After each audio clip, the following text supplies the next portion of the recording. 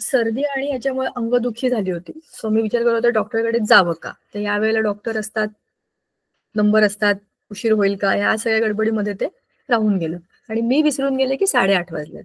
So it was all my mistake. चला, पण let us not waste our time in all this. पण आपण अभ्यासाला सुरुवात करूया. परवाच्या दिवशी आपण आपल्या फर्स्ट लेसनला सुरुवात केली होती आणि पहिला धडा जो आहे आपला रिव्हिजन बेस्ड आहे. वी ऑलरेडी नो की आपण त्याच्यामध्ये काय काय अभ्यास करणार आहे. पटापट आपण रिवाइज करूया की आपण कुठले कुठले मुद्दे बोललो, मग त्याला कनेक्टेड सगळ्या पुढच्या मुद्द्यांकडे आपली आजची गाडी वळणार आहे. Some basic concepts of chemistry. This lesson talks about all the basic things that we have done till our 10th standard. Majority 8, 9, 10. All 3 years what you have studied in your science are revised here in a shortest possible way. So the very first thing that we had discussed was matter, ज्याला आपण मराठीमध्ये द्रव्य म्हणतो किंवा पदार्थ म्हणतो. तर matter पासून सगळं जग बनलंय, पदार्थ किंवा द्रव्य ह्याच्यापासून सगळं जग बनलंय. आणि matter is divided into 2 basic things, mixtures and pure substances. हे आपण ऑलरेडी बघितलं होतं की pure substances are found in 2 possible ways, elements and compounds. म्हणजे मूल द्रव्य आणि संयुग अशा 2 भागांमध्ये प्युअर सबस्टन्सेस म्हणजे ज्या जसे ते निसर्गामध्ये असतात तसेच ते आपल्याला मिळतात, त्याला आपण मूलद्रव्य आणि संयुग असं म्हणतो. मग निसर्गामध्ये संयुग आहे तशी मिळतात का? हो. विचार करून बघा, आपल्या आजूबाजूला कार्बन डायऑक्साईड आहे, H2O आहे. तर हे 2 जे आहेत ही मूलद्रव्यच आहेत, पण संयुगांच्या फॉर्ममध्ये आहेत. मूलद्रव्य आहेत म्हणजे त्याच्यामध्ये कार्बन डायऑक्साईडमध्ये कार्बन आणि ऑक्सिजन आहे, पण ते संयुगांच्या एका विशिष्ट रचनेमध्ये आहेत. बरोबर. असंच H2O मध्ये पण हायड्रोजन आणि ऑक्सिजन त्याच्या विशिष्ट रचनेमध्ये. सो ह्या सगळ्यामध्ये आपल्याला हे माहितीये की आपल्या आजूबाजूला जे काही सगळे पदार्थ आहेत, एकतर ते एलिमेंट्स आहेत किंवा कंपाऊंड्स आहेत किंवा मिक्सचर्स आहेत. मिक्सचर जसं आपण बोललो होतो की mixture is just a mixup of things. त्याच्यामध्ये त्याचं काही स्पेसिफिक प्रपोर्शन नसतं किंवा त्याच्यामध्ये काही केमिकल बॉन्डिंग नसते आणि त्याच्यामुळे ते होमोजेनाइज किंवा हेटेरोजेनाइज असे असतात. होमोजिनियस किंवा हेटेरोजिनियस म्हणजेच काय बघा, ह्याच्यामध्ये आपण हे बघितलं होतं की होमोजिनियस मिक्सचर्स मध्ये पूर्णपणे एकमेकांमध्ये विरघळलेले द्रव्य आणि द्रावण. बरोबर. द्रावण आणि द्रावक असे आहे ना. म्हणजेच काय, त्याला आपण म्हणतो सोल्यूट आणि सॉल्व्हंट. सॉल्व्हंट म्हणजे पाणी आणि सोल्यूट म्हणजे मीठ. मीठ जेव्हा आपण पाण्यामध्ये घालतो आणि विरघळवतो तेव्हा ते पूर्णपणे होमोजिनाइज होतं, म्हणजे आपल्याला कळतच नाही की हे मीठ आहे आणि हे पाणी आहे. सो इतकं ते एकत्र झालेलं असतं, त्याला आपण होमोजिनियस मिक्सचर म्हणतो. वेरॅज हेटेरोजिनियस मिक्सचर म्हणजे त्याच्यामधल्या गोष्टी वेगवेगळ्या तरी त्या एकत्र आहेत. जसं फॉर एक्झाम्पल भेळ. आपण सगळे भेळ खातो, भेळीमध्ये कुरमुरे आहेत, शेव आहेत, थोडे कांदे आहेत, टोमॅटो आहेत, बरंच काही आहे, पण तरी सुद्धा ते एकत्र आहे. त्याचं प्रपोर्शन वेगवेगळं आहे, चव वेगवेगळी आहे, तरी सुद्धा ते एकत्र आहे. अशा मिक्सचर्सला आपण हेटेरोजिनियस मिक्सचर म्हणतो. फॉर एक्झाम्पल, मी तुम्हाला परवा पण सांगितलं होतं, वाळू आणि पाण्याचं मिक्सचर. काही वेळानंतर खाली माती सगळी सेटल होते, पाणी वर असतं, त्याच्यावरती काही काही हलके पदार्थ काड्या वगैरे असं तरंगत असतं. हे हेटेरोजिनियस मिक्सचर आहे. तुम्ही त्याला मिक्स केलं तरी पण ते वेगवेगळं होतं. असं मिठाचं आणि पाण्याचं सोल्युशन होत नाही. मीठ पूर्णपणे विरघळतं आणि ते होमोजिनियस मिक्सचरमध्ये कन्वर्ट होतं. हे सगळं आपण बघितलं. त्याच्यानंतर मेटल्स, मेटलॉइड्स आणि नॉन मेटल्स ह्या कन्सेप्ट पण आपण रिवाइज केल्या, म्हणजे धातू, अधातू आणि धातू सदृश. प्युअर सबस्टन्सेस वर्सेस मिक्सचर्स अशा गोष्टी सुद्धा आपण बोललो. मग आता केमिस्ट्रीचं नेचर म्हणजे काय, त्याच्या 5 ब्रांचेस कोणत्या, हे सगळं आपण बोललो. आज 2-3 नवीन लोक आहेत ना. कोण नवीन आहेत? प्रथमेश आहे, भावेश आहे, समर्थ आहे. अच्छा, हेच परवा सुद्धा होते नाही का? ठीक आहे, परवा नाही, कालच. तर हरकत नाही, आपण पुढे बघूया ह्या धड्यामध्ये आणखी काय आहे ते. तर ह्याच्यानंतर आपण त्याच्या काही फिजिकल आणि केमिकल प्रॉपर्टीज बघितल्या होत्या. मॅटरच्या फिजिकल आणि केमिकल प्रॉपर्टीज कोणत्या कोणत्या असतात. फिजिकल प्रॉपर्टीज ज्या त्याच्या भौतिक आहेत त्या, त्याचं वजन किती, त्याची डेन्सिटी किती, त्याची लेंथ किती, त्याचा टाइम किती, टाइम म्हणजे वेळ, किती वेळामध्ये एखादी गोष्ट होते त्याच्यासाठी लागणारा जो बेसिक वेळ आहे ते, ह्या सगळ्या गोष्टी आहेत त्याच्या फिजिकल प्रॉपर्टीज. मग केमिकल प्रॉपर्टीज मध्ये काय येतं? केमिकल प्रॉपर्टीमध्ये त्याचे बॉन्ड किंवा त्याची रिॲक्शन, कोणत्या पदार्थाबरोबर कशी होईल, ह्या सगळ्या केमिकल प्रॉपर्टीज आहेत. आता मेजरमेंट ऑफ प्रॉपर्टीज मध्ये काय येतं की ह्या प्रॉपर्टीज आपण कशा मेजर करतो. तर ह्याच्यासाठी एसआय युनिट्स असतात, ते आपण ऑलरेडी बोललोय, इंटरनॅशनल सिस्टीम ऑफ युनिट्स म्हणजे एसआय युनिट्स. आणि हे पूर्ण जगभराने मान्य केलेले आहेत. जसं की समजा भारतामध्ये, suppose in India, if we say I have to purchase 1 kilogram of sugar, so that 1 kilogram of sugar will be same in America, Africa और पाकिस्तान फॉर दॅट मॅटर. कारण 1 किलो म्हणजे 1 किलोच आहे, जगात तुम्ही कुठे पण जा. Likewise length we measure in SI system in metres. आपण आपल्या रस्त्यांवरती when we travel on the highways we always measure the distance in kilometres. But in SI system, the distance is measured in meters. Now in chemistry, what we will be measuring as length, bond length, radius, diameter. एखाद्या ॲटमचा radius किती आहे, एखाद्या ॲटमचा diameter किती आहे, एखाद्या मॉलिक्युलचं bond length किती आहे, ह्या सगळ्या गोष्टी we measure in metre in chemistry. Mass आपल्याला सगळ्यांना माहिती आहे, पण ते आपण किलोग्रॅम मध्ये मोजतो. Time we measure in second. ह्या सगळ्या गोष्टी आपण ऑलरेडी परवा बघितल्या होत्या. मास वेटचा डिफरन्स बघितला होता, लेंथ व्हॉल्यूमचा डिफरन्स बघितला होता. लेंथ म्हणजे काय, व्हॉल्यूम म्हणजे काय. थोडक्यात व्हॉल्यूम आपण एकदा जरा बघूया. आपण फक्त बोललो होतो की व्हॉल्यूम डेन्सिटी आपण करणार आहे. व्हॉल्यूम म्हणजे काय, एखादी गोष्ट 3 डायमेन्शनली किती स्पेस ऑक्युपाय करते त्याला व्हॉल्यूम म्हणतात. It does not depend on shape. बघा आता ह्याचं एक्झाम्पल देताना मी तुम्हाला सांगितलं होतं की एखादी वस्तू त्याचा शेप काय आहे हे सोडलं तरी पण 3 डायमेन्शनल याच्यामध्ये किती स्पेस ऑक्युपाय करते. ती सर्क्युलर असेल, ती ट्रँग्युलर असेल, ती रेक्टँग्युलर असेल किंवा इरेग्युलर शेपमध्ये असेल. Shape doesn't matter.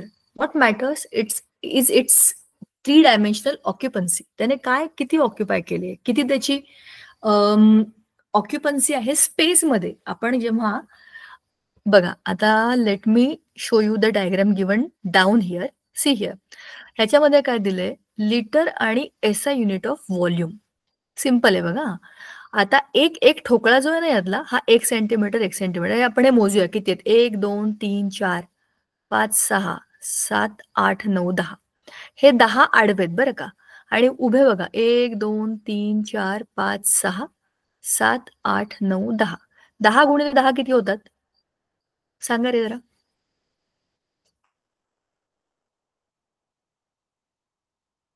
जागे व्हा आणि पटापट उत्तर द्या. 10 गुणिले 10, 10 इंटू 10 किती होतात. 100. शाबाश. म्हणजे आपण जनरली 2 डायमेन्शनल, आपण जेव्हा ग्राफ काढतो, आपला ग्राफ पेपर तुम्हाला माहितीये कसा असतो, ग्रेड काढतो बरोबर की नाही. तर थांबा पेंट मध्ये जाऊया आणि आपण जरा समजून घेऊया की हा काय प्रकरण आहे. तर तुम्हाला चांगलं डोक्यात पक्क बसेल. इकडे सी, लेंथ, ब्रेथ आणि हाईट आपण का मोजतो. आता एखादी गोष्ट 3 डायमेन्शन मध्ये बघतो आपण म्हणजे काय बघतो, लेंथ.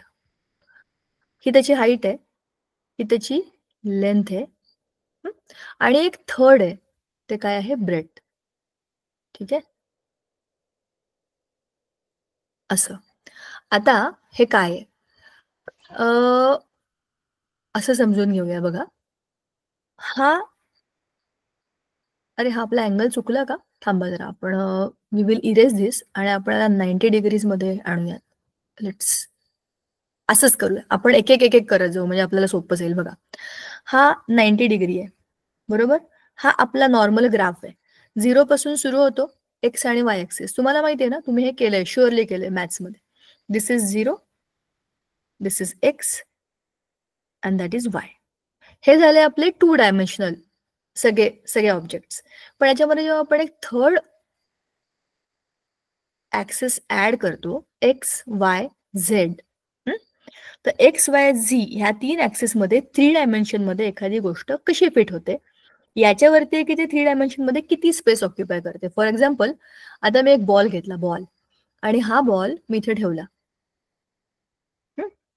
हा जो बॉल आहे हा 3 डायमेन्शनल स्पेस मध्ये किती स्पेस ऑक्युपाय करतो. ठीक आहे, हे मी चेक करणार. म्हणजे आता मी काय बघणार की हा जो बॉल आहे हा इथे मी ठेवलाय, तर हा एक्स, वाय आणि झी या तीनही ऍक्सिसच्या मध्ये कुठे आलाय, किती स्पेस त्याने इथली ऑक्युपाय केली आहे, ही त्याची व्हॉल्यूम आहे, त्याची ऑक्युपन्सी आहे. हे समजलं का तुम्हाला? आता बघा, ह्या ठिकाणी जे मेजरमेंट आहे, मी तुम्हाला विचारलं 10x10 किती, तुम्ही बरोबर सांगितलं 100.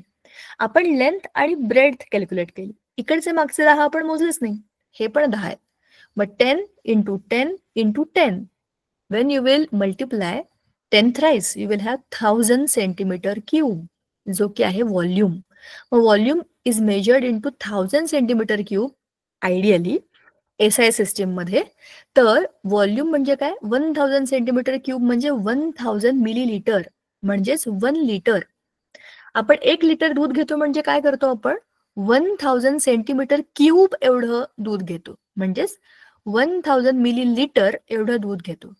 आता 1 सेंटीमीटर ह्याला आपण कसं लिहिलंय, 10 centimetre is equal to 1 DM. तर डीएमचं क्यूब म्हणजे 1 लिटर. थोडक्यात, इन शॉर्ट, हे कुठून आलंय कॅल्क्युलेशन, 1 लिटर दूध म्हणजे काय, 1000 सेंटीमीटर क्यूब. ठीक आहे, हे झालं व्हॉल्यूम, म्हणजे त्याची स्पेस जी त्याने ऑक्युपाय केली आहे ती. आता खाली आपल्याला दिलंय बघा, अच्छा एक व्हिडिओ आहे व्हॉल्यूम आणि डेन्सिटीचा, बघायचा का आपण? म्हणजे हा आपला पॉइंट आहे ना, हा क्लिअर होऊन जाईल आणि मग आपण जाऊया पुढच्या पॉइंटकडे. एक minute, let me on this. आणि I think it is in Britain English. बरं, एक छोटूसं गाणं आहे, तुम्हाला आवडेल का मला माहित नाही. तुम्ही आता 11वीत आहात, but we will try both this videos. ठीक आहे, जस्ट फॉर फन. एवढा आपण सिरियसली अभ्यास नको करूया, पण we will have some fun today. हे आपण बघूया. मला हे खूप हसू आलं होतं जेव्हा बघितलं तेव्हा. I think you should also smile. 11वी काय खूप टेन्शन नाही आहे. तुम्हाला आवाज येतोय का ते सांगा आधी. Yes, ma'am. बघा,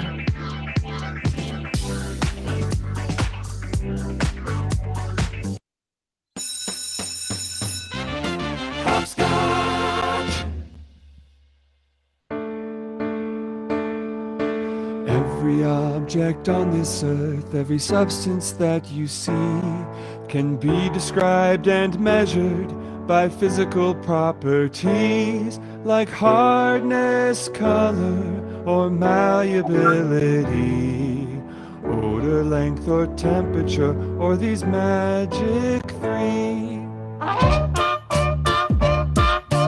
Mass, volume, density, three physical properties. Mass, volume, density. Hey everybody, my name's mass. I'm the amounts of matter in a solid or a liquid or a gas. My unit is the kilogram. The more force it takes to move me, the more massive I am. And let's get this straight, mass is not the same as weight. I stay constant. As for me, I change depending on gravity. Mass, volume, density, three physical properties. Mass, volume, density. I am volume, call me V. The space that something takes up, that's me. Tiny as a teardrop, large as the skies, or something in between. I'm a measure of size. Milliliters or cubic centimeters. Either way, I am 3D space. A cool way to find me. Drop a thing in water. How much water does it displace?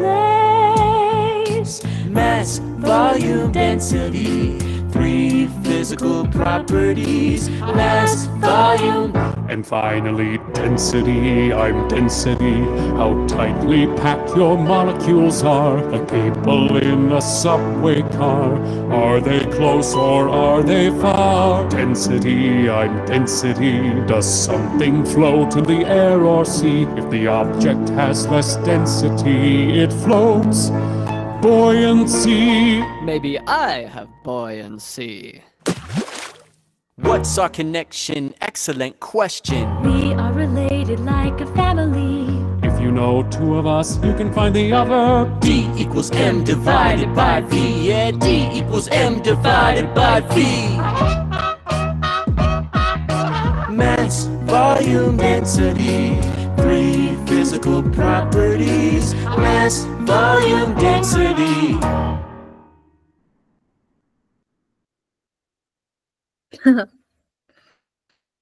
मला माहिती आहे आपण 11th स्टँडर्डला आहे आणि हे तुम्ही म्हणाल हे काय गाणं लावलं होतं नर्सरीचं तुम्ही. हे लावलं होतं मुद्दाम थोडं जरा I wanted to have a smile on your face. पण तुम्ही स्माइल करताय का? जरा कॅमेरे ऑन करा बरं तुम्ही. 11th स्टँडर्ड स्ट्रेसफुल लाईफ दाखवा जरा मला तुमचे चेहरे. कॅमेरे ऑन करा बरं. मास व्हॉल्यूम डेन्सिटीचे किती फनी गाणं होतं. छोट्या मुलांसाठी होतं पण त्याच कन्सेप्ट आपल्याला 11वीला पण आहेत.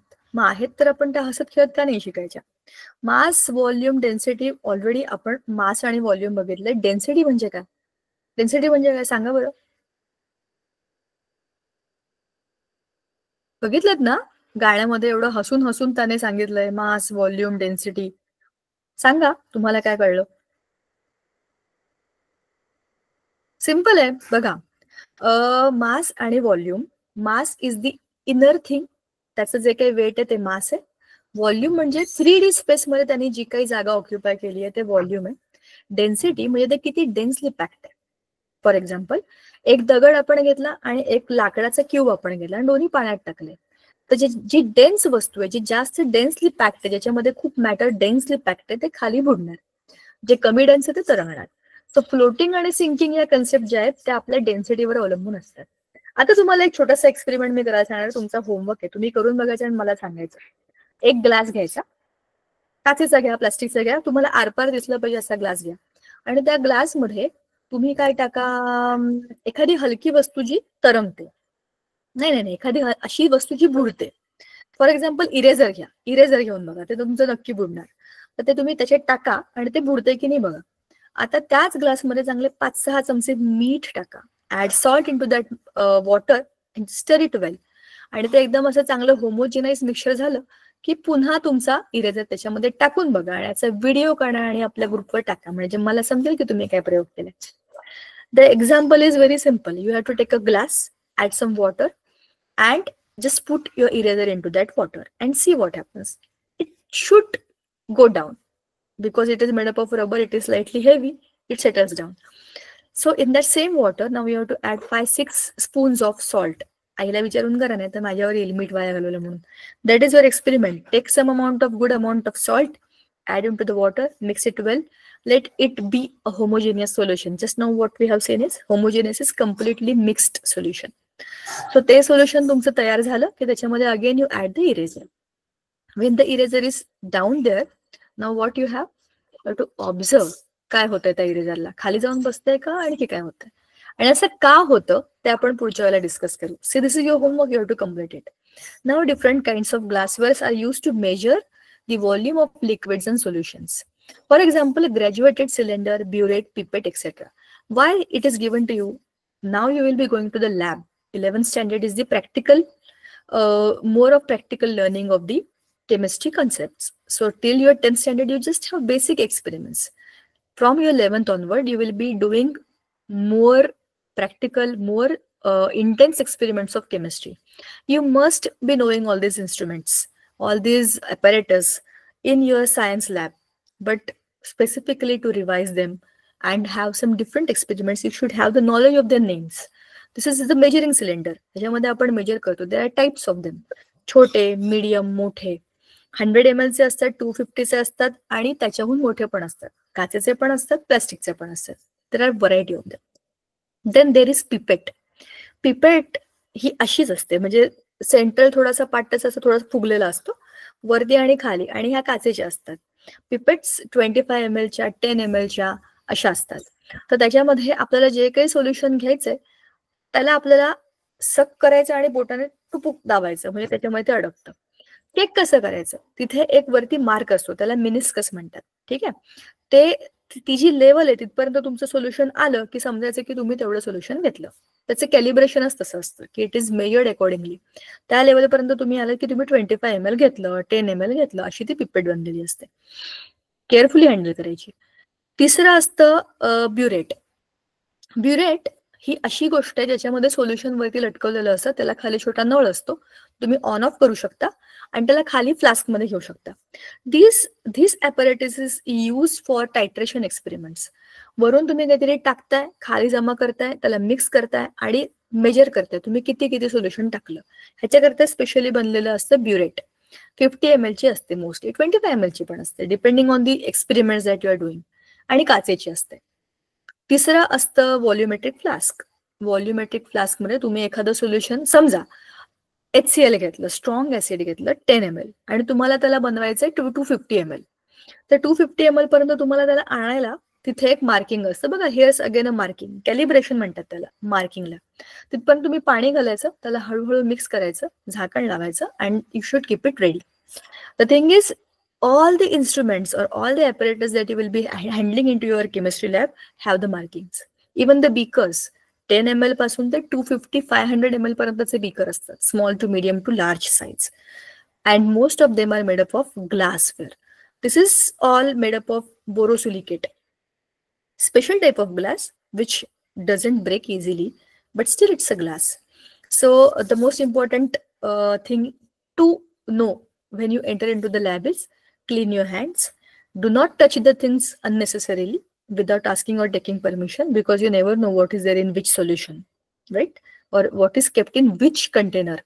And thirdly, apparatus handle करणं हे खूप इम्पॉर्टंट आहे. ते काचेचं असतं, कधी कधी ते एक्झोथर्मिक रिएक्शन मध्ये गरम होतं अँड यू शुड अंडरस्टँड की त्याला टच करताना चटका लागू शकतो किंवा ते ब्रेक होऊ शकतं. So all this risk are there.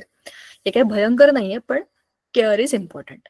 हे झालं याच्या मेजरिंग सिलेंडरच्या आणि ॲपरेटसच्या नावांबद्दल. डेन्सिटी आपला मगाचा जो मुद्दा होता, डेन्सिटी म्हणजे काय, किती डेन्स आहे एखादी गोष्ट. Density of a substance is its mass per unit volume. एवढा व्हॉल्यूम आहे त्याच्यामध्ये ते किती डेन्सली पॅक्ड ते कंटेंट, त्याला आपण डेन्सिटी म्हणतो. It is determined in the laboratory by measuring both the mass and the volume of the sample. बरोबर ना, किती त्याचं मास आहे आणि किती त्याचा व्हॉल्यूम आहे, हे दोन्ही एकत्र आले की तुमची डेन्सिटी ऑटोमॅटिकली तुम्ही फाइंड आउट करू शकता. आता SI युनिट ऑफ डेन्सिटी कसं काढायचं. SI unit of mass divided by SI unit of volume. KG per metre cube म्हणजे KG metre cube per metre cube. आणि CGS युनिट त्याचं काय आहे, ग्रॅम पर ml और ग्रॅम पर CM क्यूब. बरोबर ना, तुम्ही 3 डायमेन्शन्सने तुमची व्हॉल्यूम मोजताय. टेम्परेचर, आता टेम्परेचर मोजण्यासाठी whenever we go to the doctor has its own thermometer. आपण काल पण बोललो होतो की there are types of thermometers. Generally त्यांच्याकडे जे काचेचे असतात त्याच्यामध्ये ते इकडे ठेवा आणि तुम्हाला मग चेक करतात तुम्ही किती तुमचं टेम्परेचर वाढलंय बॉडीचं. पण इलेक्ट्रिक थर्मोमीटर्स पण असतात. ह्या सगळ्या टेम्परेचर मेजर करणाऱ्या कुठल्या पण इन्स्ट्रुमेंट्समध्ये तुम्ही जे टेम्परेचर मेजर करता ते 3 स्केलमध्ये असतं. डिग्री सेल्सिअस, डिग्री फॅरनहाईट, पण SI युनिटमध्ये ते केल्विन मध्ये मोजतात. आपण ऑलरेडी ते बघितलेलं आहे. आता जरा कंपॅरिझन बघा. इथे आपल्याला इन्फॉर्मेशनसाठी एक खूप मस्त पिक्चर दिलंय, डोक्यामध्ये फीड करून टाका. बघा, there are 3 different ways of measuring the temperature. Degree Celsius, degree Fahrenheit and kelvin. SI unit is kelvin. हे लक्षात ठेवायचं, तुम्हाला फिल इन द ब्लँक मध्ये येऊ शकतं. पण आपण आपल्या रेग्युलर याच्यामध्ये डिग्री सेल्सिअस वापरतो. आपल्या बॉडीचं टेम्परेचर 37 डिग्री सेल्सिअस आपण म्हणतो. आता चेक करा, बघा इथे केल्विनची एक स्केल आहे, सेल्सिअसची एक स्केल आहे, फॅरनहाईटची एक स्केल आहे. आपल्या बॉडीचं टेम्परेचर असतं 37 डिग्री सेल्सिअस. इथं ऑलरेडी दिलेलं आहे 37 डिग्री सेल्सिअस. त्यालाच आपण फॅरनहाईट मध्ये मोजतो, ते किती असतं 98.6 डिग्री फॅरनहाईट. हे आपलं रेग्युलर मेजरमेंट आहेत. 98 टेम्परेचर आहे आपल्या बॉडीचं जवळपास. 100 ताप आहे. 100 ताप म्हणजे 37 पासून 100 नाहीये, 98 पासून 100, 2च डिग्री असते. 37चं 39 आहे, कळलं का. म्हणजे 102, 103 ताप. 37 वरून 102, 103 वर नाही गेलाय तो माणूस, राहूच शकणार नाही त्या टेम्परेचरला. 98 डिग्री फॅरनहाईटच्या 1 ते 2 डिग्री वर असं ते टेम्परेचर मोजतात. पण जी केल्विन स्केल आहे त्याच्यामध्ये आपल्या बॉडीचं टेम्परेचर 310, 315 केल्विनच्या आसपास येतं. आता याच्यामध्ये खूप इंटरेस्टिंग गोष्ट आहे, जरा बघून ठेवा. हे जे टेबल आहे ह्याच्यामध्ये तुम्हाला हे माहिती असलं पाहिजे की किती डिग्री सेल्सिअस म्हणजे किती केल्विन. बघा, आता 0 डिग्री सेल्सिअस म्हणजे किती केल्विन, इकडे हे फॅरनहाईट आहे. सॉरी 0 डिग्रीज म्हणजे किती फॅरेनहाईट? 32. आणि 0 डिग्रीज म्हणजे किती केल्विन? कळते का तुम्हाला मी काय तुम्हाला सांगते? ह्या 3 रेंजमध्ये तुम्हाला चेक करायचंय. इकडे 270 आहे, इकडे 250 आहे, 260, 270 आणि खाली 0 आहे.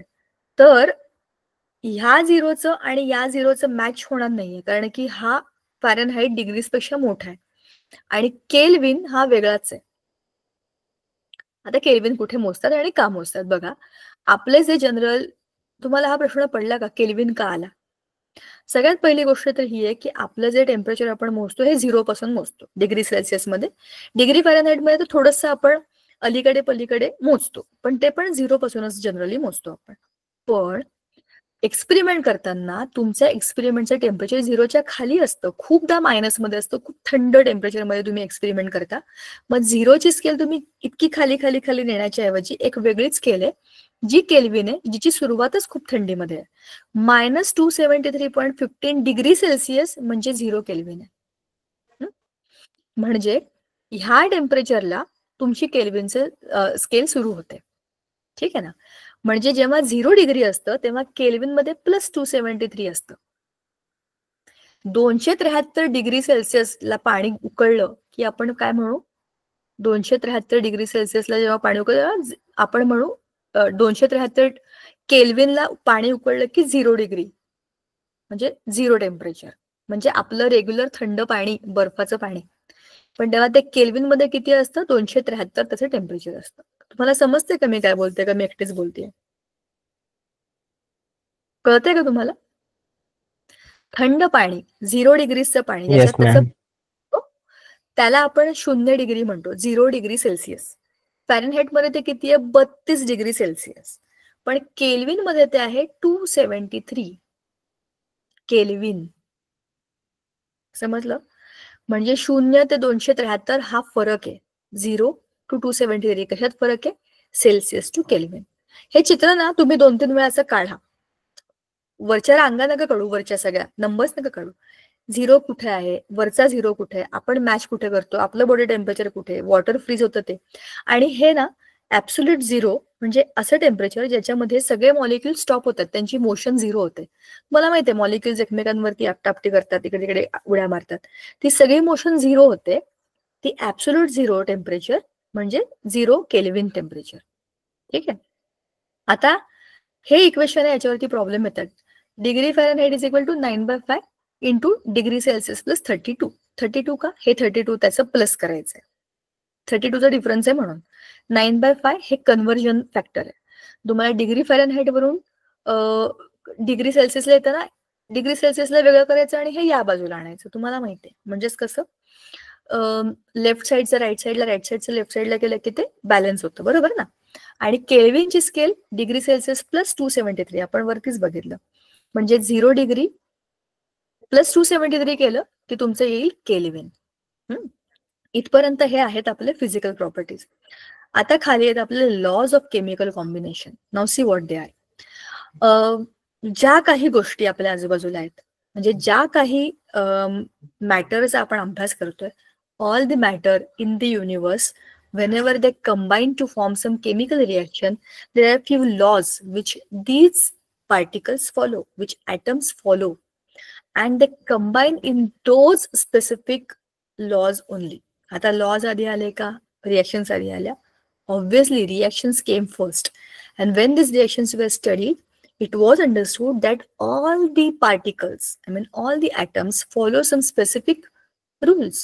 I mean they all go in same way when they have to react with something. So these are called as laws of chemical combination. The elements combine with each other and form the compounds, but this process is governed by 5 basic laws discovered before the knowledge of the molecular formulae. Even before the molecular formulae of the compounds were known, these laws were known, because it was based on the observation of the compounds, how they are reacting and how do we get the compounds. So the observation led to these laws, and laws helped to understand the formation of the compounds. Law of conservation of mass, the very first and the most interesting law that we all know, and it was given by Antoine Lavoisier.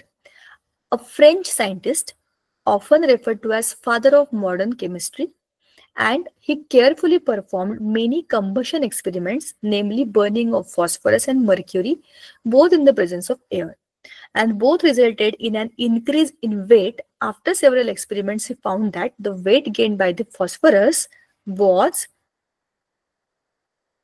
exactly the same as the weight lost by the air. See what he did. He was doing his own experiments. He was a French chemist. म्हणजे French, पण chemist म्हणजे chemistryचा अभ्यास करणार. So he did few experiments for himself.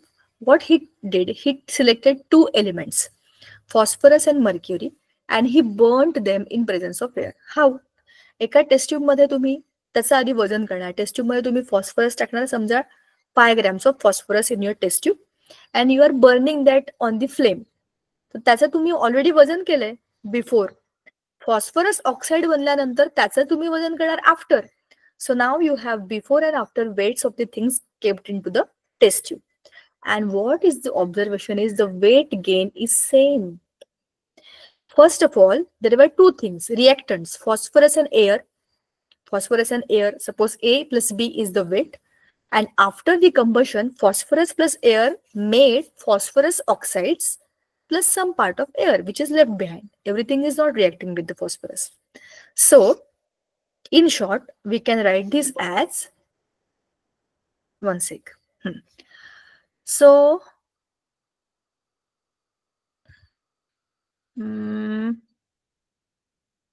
okay. मला एक खोडावंच लागेल. 2 मिनिटं. तुम्हाला हा लॉ माहिती आहे का? Law of conservation of mass. It is just same as law of conservation of energy. Energy cannot be created, cannot be destroyed. It can be only changed from one form to other. बरोबर ना? हेच आहे, same आहे बघा. A plus B reactant होते तुमचे. You had A plus B reactants.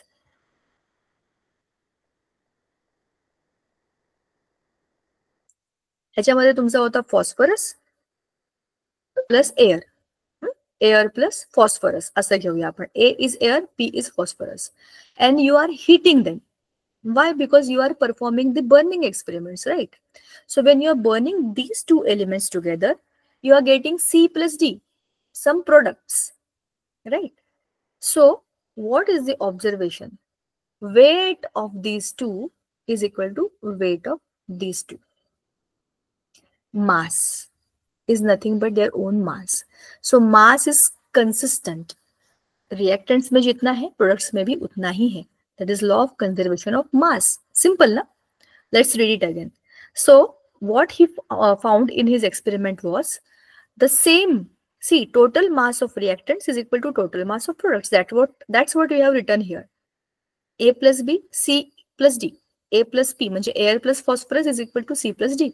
By heating, whatever mass of the reactant was there, total mass of the products was same. So that is law of conservation of mass. The mass can neither be created nor be destroyed, and this is the very first and fundamental law of chemical reactions. This you already have done in your 10th standard when you have balanced the equations. Everything on LHS is same, everything on RHS. Suppose here 5 molecules of hydrogen are there, then in the reactant sides, when you see and you match that with the product sides, you match and make it 5. Or you make it 10, you have to balance it. So that mass is same in the reactions. So you are not creating it, you are not destroying it, it is only changing its place when there is a chemical reaction. In a chemical reactions, reactants are only changing their formation. Atoms of various elements or even compounds are changing their places to make new products. So they are just rearranging themselves.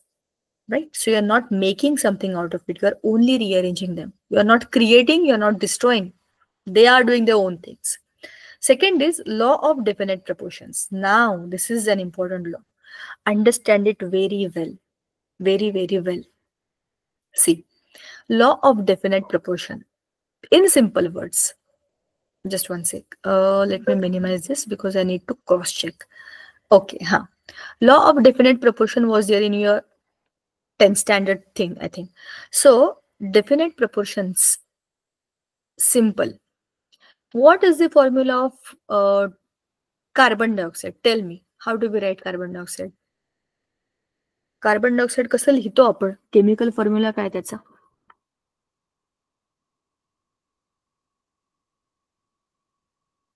झोपी गेलेले जागे व्हा आणि मला पटकन सांगा, carbon dioxide आपण कसं लिहितो? त्याचा मॉलिक्युलर फॉर्म्युला काय?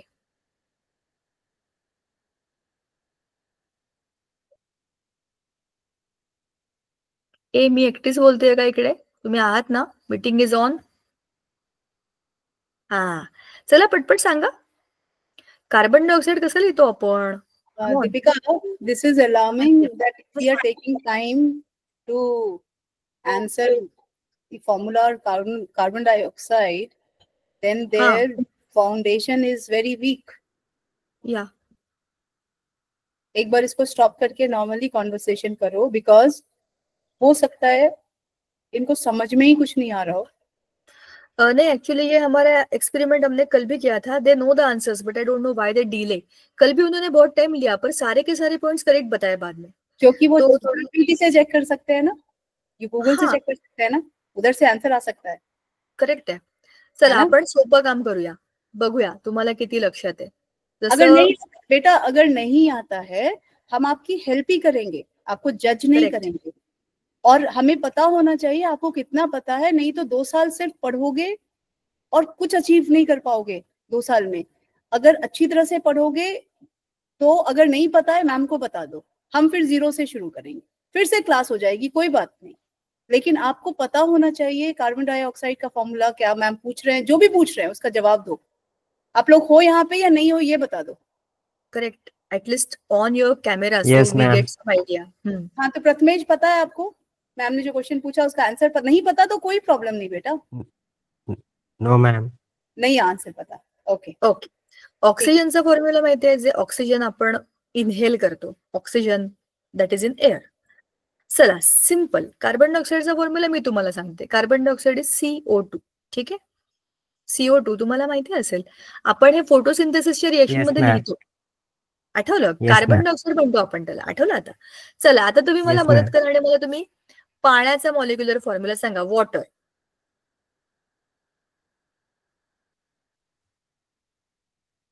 Water H2.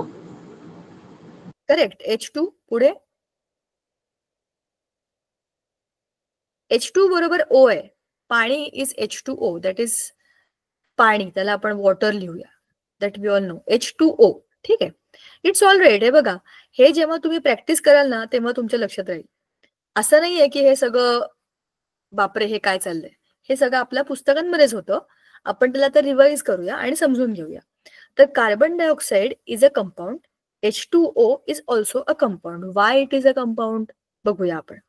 कार्बन डायऑक्साइड मध्ये 2 एलिमेंट आहेत, एक कार्बन आणि एक ऑक्सिजन. जेव्हा एखाद्या मॉलिक्युलमध्ये 1 आणि 2 असे 2 किंवा त्याच्याहून जास्त एलिमेंट्सचे ऍटम एकत्र येतात तेव्हा ते कंपाऊंड असतं, बरोबर की नाही? तसंच H2O मध्ये हायड्रोजन हा एक मॉलिक्युल आहे आणि एक एलिमेंट आहे आणि ऑक्सिजन हा दुसरा एलिमेंट आहे. या दोघांचे वेगवेगळे ऍटम्स एकत्र आले आणि एक नवा मॉलिक्युल बनला. कसला? H2O. बरोबर, म्हणजे हे दोन्ही कंपाऊंड आहेत. आता हा जो आपला लॉ आहे, law of constant proportion. See the name here, it's here in front of us. Law of definite proportion किंवा कॉन्स्टंट प्रपोर्शन. बघा, समजून घ्या, हा खूप इंटरेस्टिंग आणि खूप मस्त लॉ आहे. हा तुम्हाला खूप हेल्प करेल समजून घ्यायला गोष्टी कशा असतात. अरे कुठे गेलं रे? आओ, क्या हो गया भाई इसको?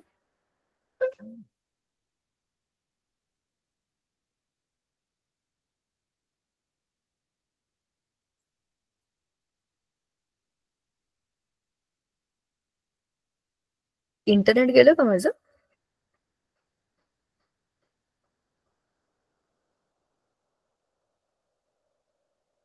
ठीक आहे, मी पुन्हा ऑन करते.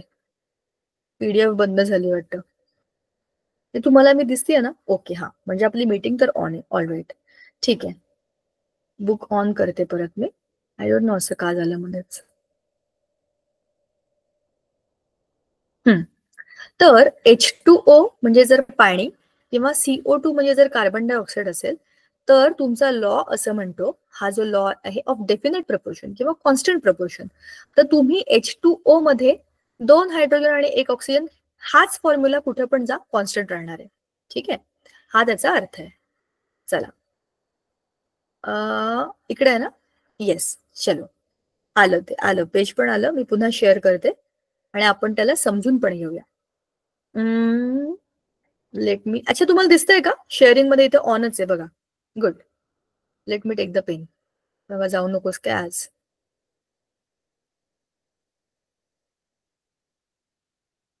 निळा पेन घेते. बघा आधी याची स्टोरी समजून घ्या. French chemist Joseph Proust performed experiments on 2 samples of cupric carbonate. Cupric carbonate एक कंपाऊंड आहे. One of the samples was natural in origin and the other was a synthetic one. Natural म्हणजे एक निसर्गामध्येच मिळाला आणि एक त्याने लॅबमध्ये बनवलेला घेतला. He found that the composition of elements present in it was same for both the samples as shown below. Cupric carbonate मध्ये आहे कॉपर आणि ऑक्सिजन. कार्बन आणि ऑक्सिजनचं कॉम्बिनेशन. या नॅचरल सॅम्पल मध्ये कॉपरचं पर्सेंटेज किती होतं? 51.35. सिंथेटिक म्हणजे लॅब मध्ये बनवलेलं याच्यामध्ये किती होतं? 51.35. ऑक्सिजनचं पर्सेंटेज 38.91 आणि याच्यामध्ये पण 38.91 उरला होता. कार्बन 9.74, 9.74. Same to same. मग लॉ काय म्हणतो? A given compound always contains exactly the same proportion of elements by weight. हे खूप इम्पॉर्टंट आहे. समजलं का? Irrespective of the source, a given compound always contains same elements in the same proportion, and the validity of this law has been confirmed by various experiments, and this law is sometimes referred as law of definite composition. जे मी तुम्हाला म्हणत होते, definite preposition किंवा constant preposition. आता हे जरा समजून घ्या आणि नाही कळलं तर मला सांगा please. Unmute and tell me की मॅम मला नाही कळलं, तर मी तुम्हाला हे परत सांगू शकते. नाही तर मी आपले प्रवचन देत राहीन आणि तुम्ही तिकडे आपलं मी ऐकलं, मला कळलं, माझं लेक्चर झालं असं नका समजू. नाही कळलं आपण पुन्हा घेऊया. मॅम बरोबर म्हणत होत्या, it's all for you. If you don't get it tell us, we will rethink over it how we can do it. ठीक आहे, but it's all for you, so you need to tell us. चला आपण आता सोपं example घेऊया H2O चं. H2O मध्ये हायड्रोजनचे 2 molecule म्हणजे त्याचं वजन झालं 2 आणि ऑक्सिजनचा 1 मॉलिक्यूल म्हणजे त्याचं वजन आहे किती आहे? ऑक्सिजन सांगा बरं मला. 8. बरोबर ना? 2 6 म्हणजे 8. म्हणजे आता ह्याचं टोटल वजन झालं 10. Yes, ma'am. बरोबर ना? बरोबर सांगते का सांगा? काही चुकलं असेल तर मला तुम्ही करेक्ट Yes, करा. ma'am. हा, आता ह्या 10 पैकी 2 हे वजन कायम हायड्रोजनचं असेल. मी त्याचं प्रपोर्शन काढलं H2H2O समजा असं मी त्याचं प्रपोर्शन काढलं. मी आता काय करतेय? वजन काढतेय. कसलं? हायड्रोजन आणि पाण्याचं. तर हायड्रोजनचं वजन किती आहे याच्यामध्ये? 2/10. बरोबर ना? म्हणजे हे काय येईल? 1/5. ह्याला मी मिनिमाइज केलं, आता रिड्यूस केलं मी याला सिम्पलेस्ट फॉर्म मध्ये. करेक्ट ना? असंच करतो ना आपण. 2 1 जा 2, 2 5 जा 10. आलं की नाही माझं उत्तर? 1/5. हे प्रपोर्शन सेम राहणार H2O मध्ये. आता हे पाणी मी समजा कलेक्ट केलं माझ्या घरातलं किंवा तुमच्या घरातलं, किंवा आपण दिल्लीला गेलो दिल्लीतनं घेतलं, किंवा आपण गेलो चायनामध्ये तिथलं पाणी घेतलं. पाणी कुठलंही घ्या, H2O is water.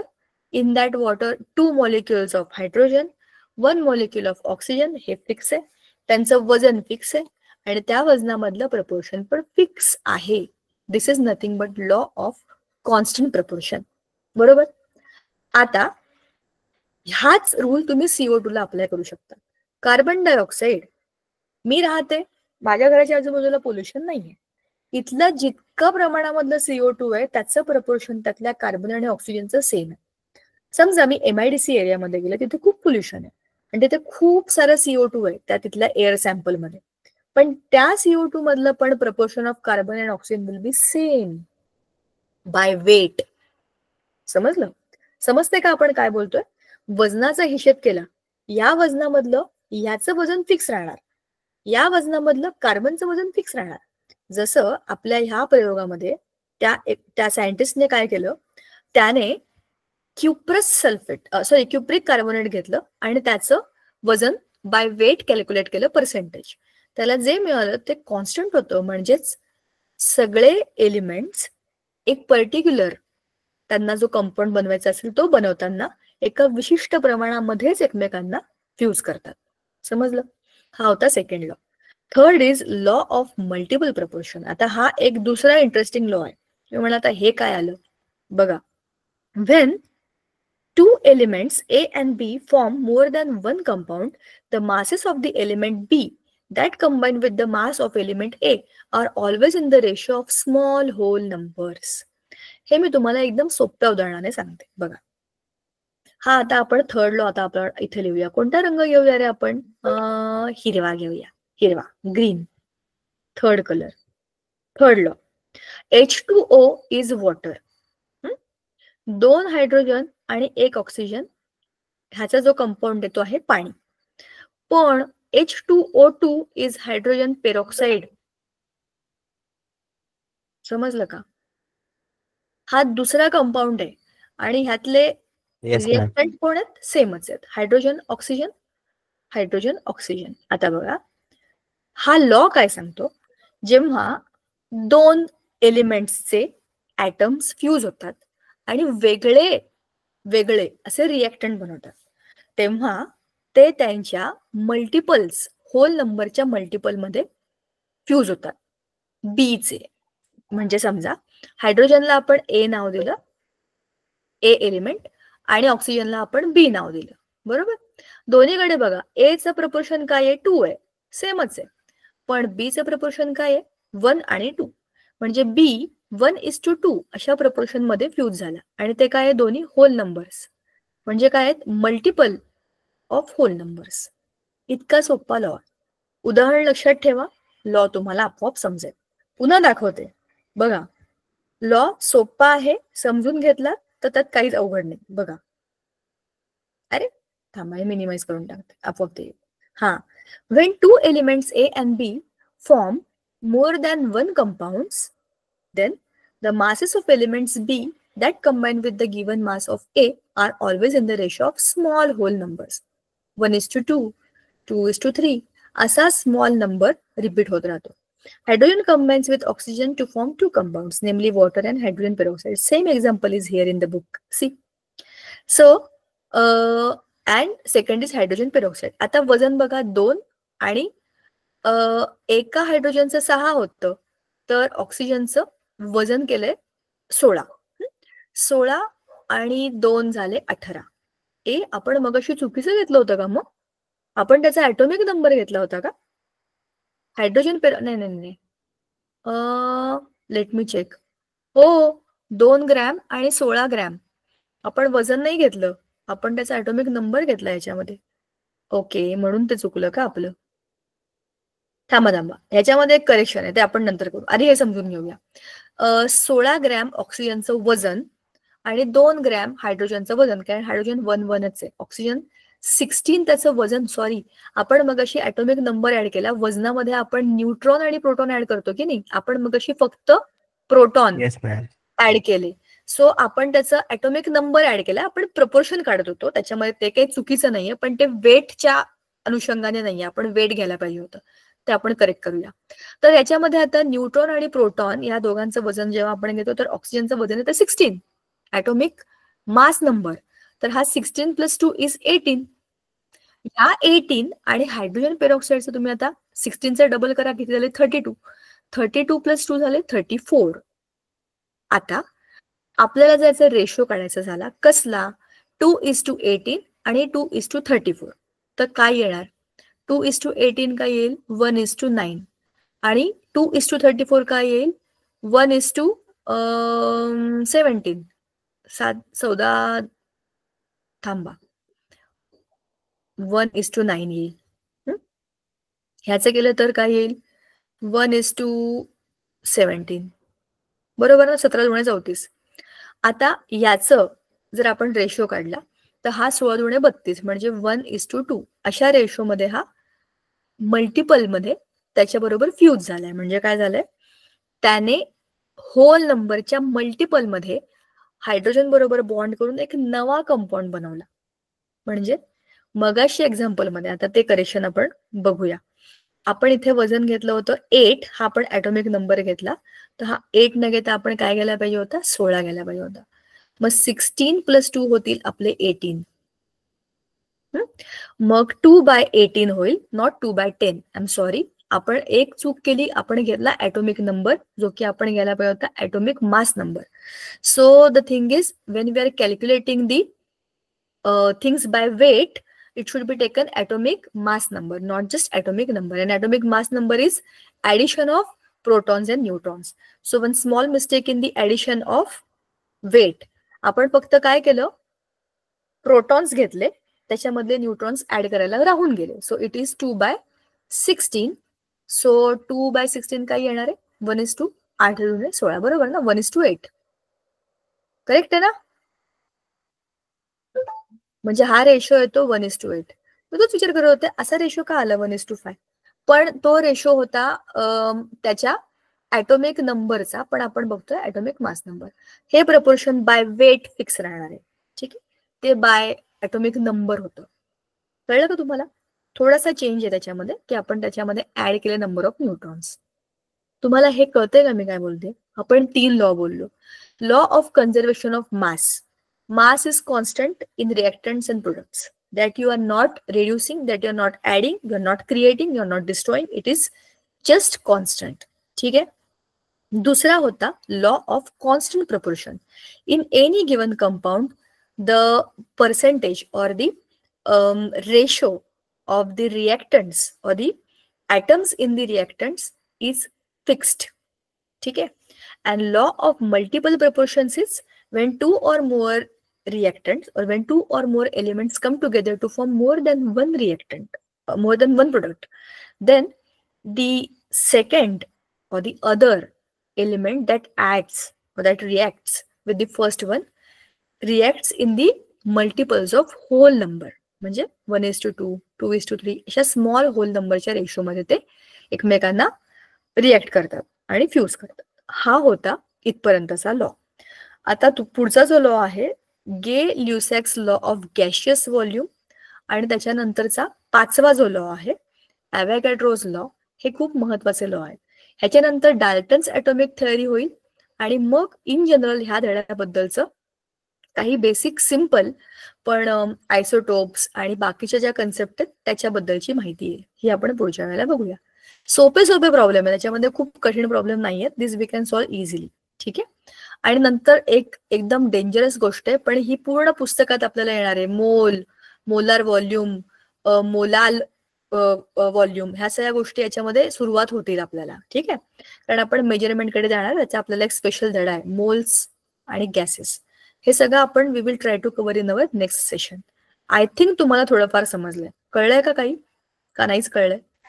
थोडंफार जरी कळलं पण we can think of it. आणि जे तुम्हाला नाही कळलंय तुम्ही ते नोट डाऊन करा आणि सांगा, so that we can work on it. We can show you more things based on it. You will be able to understand them in a better way. आणि असं जर वाटत असेल की खूप इंग्लिश मधलं आम्हाला कळत नाही, तर तसंही मला सांगा. त्याच्याशिवाय मला नाही समजणार की तुम्हाला काय अपेक्षित आहे. ठीक आहे. थांबायचं आपण आजच्यासाठी. Okay. Should we stop here? Yes, ma'am. Okay. Bhavesh Yes, सोना